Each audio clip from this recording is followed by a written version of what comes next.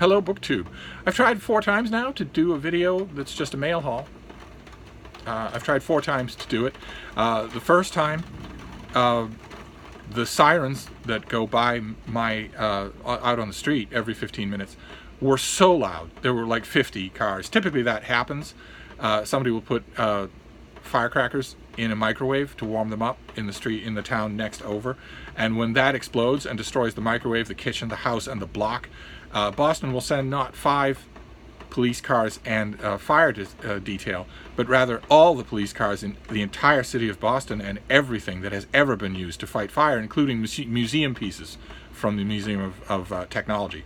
So that roughly 1,000 vehicles and 50,000 people will converge on that one burning house, and that was impossible. Ordinarily I overlook sirens or I wait until they pass, but it was just impossible. And the thing about mail hauls is you can't redo them. You're opening packages on camera, so you can't redo them. And then so I thought, all right, well, I've only opened a couple of these packages, so I'll just start over with the ones I have left, and I got a phone call. Forgot to put my phone on airport or airplane so that I actually had an incoming phone call. Nobody ever calls me. And of course it stops you from recording. So I thought, okay, well, debilitating sirens, okay, fine. Phone call, okay, fine. So even fewer books, but there's still some left. And then I got an emergency warning on my phone. An emergency bulletin went out for possible flash flooding because of the rain that we're getting now. Because every single piece of weather is now an emergency. And that stopped my phone from recording, and as a result, I am down to the last 2 packages in this mail haul. Now, they were the focus of this mail haul anyway, because I think they come from, not from publishers, but from you. So they would have been the climax of the mail haul anyway. As it is now, the mail haul will be 4 minutes long, and they will be the whole of it, because I've lost all the rest of that. So we'll start with the first one, and then the second one is a box. So who knows what these things could be, and we'll just have to hope that I am allowed to finish. We'll just have to hope that. All right. So what is this? This is the first one. What is this? Oh, it's a bunch of stuff. What have we got here? A bunch of packing stuff. Oh God. Oh, oh wow. Oh my, okay. All right, so the first one is Fawcett Regency Romances. Not Signet and not Zebra, but Fawcett. One is by Joan Smith, and it's called The Blue Diamond. And the other is by Norma Lee Clark, and it's simply called Hester. I don't think I have many Fawcett Regency Romances. And then a little bit earlier, someone sent me an issue of Back Issue magazine, which is all about comic books. It's a big, elaborate color production, all about comic books. And someone has sent me 2 more issues of Back Issue. One about Superman, and one just about DC Comics. Look at that. Look at that. All right, so that's personal package number 1. You know who you are, who sent it. Thank you very, very much. You've hit the bullseye, to put it mildly. And then this next one is from someone named Olive. Let's see what this can be. What on earth is this? What is this? I don't even know what it is, except that it's a shark. But what is it supposed to be? Oh God, and it's got Frida's attention immediately. Anything like this gets her attention right away. Oh, it's a dog toy. It must be. It must be a dog toy. Oh. I don't know if you can make her out. She's right there now. She's right on it. You want to take that, baby? And then let's see what the next thing is. It's a t-shirt. Oh.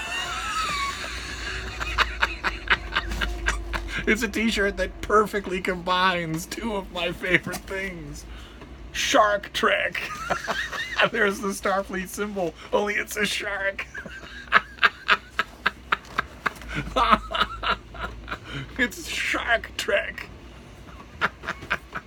Oh my. And then what else could be in here? How much more could there be? Oh, baby, relax. You already got, I'm pretty sure that's a chew toy. Oh, double stuffed Oreos. Oh, the package always says family size, but they go through them in about a day. Oh, all right, well, whoever this Olive person is, she seems to have spot-on understanding of Steve's likes. Shark Trek. That is incredible. Oh my. Oh my. All right, well, this would have been the conclusion to a mail haul anyway, but boy, oh boy, that is fantastic. So I got double stuffed Oreos, which I'm going to eat, and Regency romances, and back issue magazine, all about comic books, and this thing, a shark. I'm assuming since it has a squeak inside it that it's probably a dog toy. It seems also to be a kind of puppet. I mean, you can put your hand inside it. So I'm not 100% sure what this is, except that it has Frida's immediate attention. And a t-shirt, Shark Trek. That is awesome. What a haul. And just because the phone hasn't cut out yet, let me show you the books that we missed. There's the new Paula Mounier mystery series called Blind Search, which is about a canine cop and her loyal dog. There's Fate of the Fallen by Kel Cade, which seems like high fantasy sword and sorcery from Tor, coming out in November, which I never get sword and sorcery from Tor, so it's fine by me. And then We Are the Weather by Jonathan Safran Foer, whose book Eating Animals was all about the meat harvesting industry. This is a plan on his part to decrease the environmental depredation caused by the meat farming industry. And I think the plan is that in this book he's laying out an encouragement for people to curtail their meat eating. In Eating Animals, he made the absolutist case, and I think in this book he doesn't. I think in this book I haven't even dipped into it. I just got it today, but I think in this book he's probably making a compromise case that that you must cut down on your meat eating in order to preserve the environment for your children and your grandchildren. That a little sacrifice is needed. I don't know what to think about that. I'll have to read the book to see. I'm not going to read it anytime soon. I'm going to wait on all of these things are September, October, and November, so I'm going to wait on all of them. And this last one is also November. This is Winter Lust, an illustrated book about winter that is by Bernd Brunner, and the forward is by Mark Kurlansky, who's a favorite of a lot of you, I know. And this is just a study of winter. And the publicity material makes the offhand comment that one of the things that's noteworthy about winter nowadays is that it's an endangered season.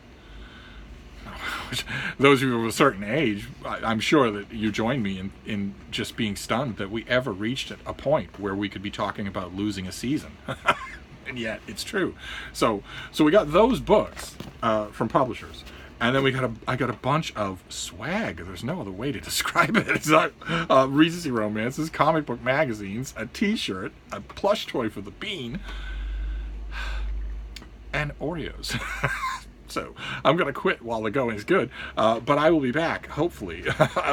Emergencies and bulletins and sirens notwithstanding. I'm hoping that I can come back. Thank you, BookTube.